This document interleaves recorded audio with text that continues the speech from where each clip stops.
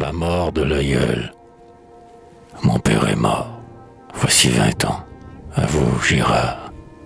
Enfin, je n'ai pas vu partir le corbillard, mais je sais la tristesse affreuse que dégage ce char glacé portant les morts comme un bagage, au milieu des passants affairés et du bruit des fiacres et des vieux hôtels qu'on reconstruit. Il gît dans un recoin du cimetière immense, seul où même le vent ne met point de semences. Son père, mon aïeul, est mort, voici 20 jours.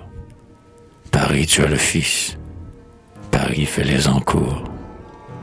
Il rencontra la mort en poursuivant la gloire. Au Paris, c'est toujours la même vieille histoire.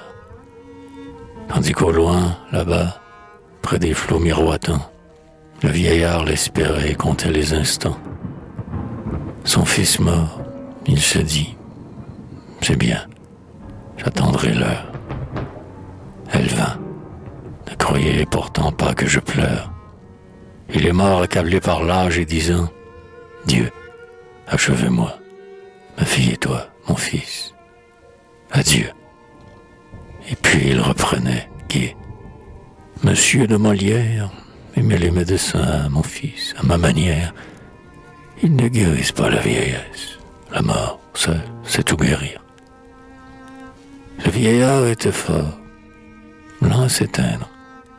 Il fit dans le calme un long somme.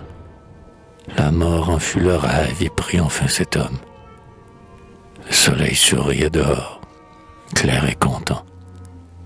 Puis j'ai vu sur le seuil du jardin éclatant une bière s'ouvrir, étroite et blanche couche. On descendit l'aïeul calme, entr'ouvrant la bouche, vénérable, endormi dans le dernier sommeil, et ses chers cheveux blancs se jouant au soleil.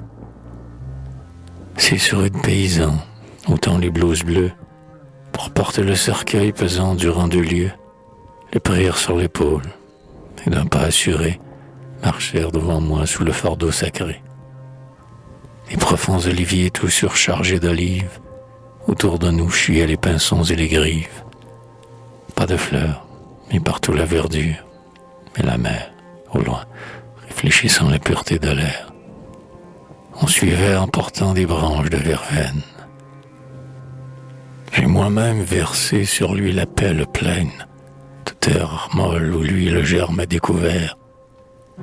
Il dort dans un recoin du cimetière vert, et le vent marin chante en traversant les arbres. Provence, et ton soleil d'hiver chauffe les marbres.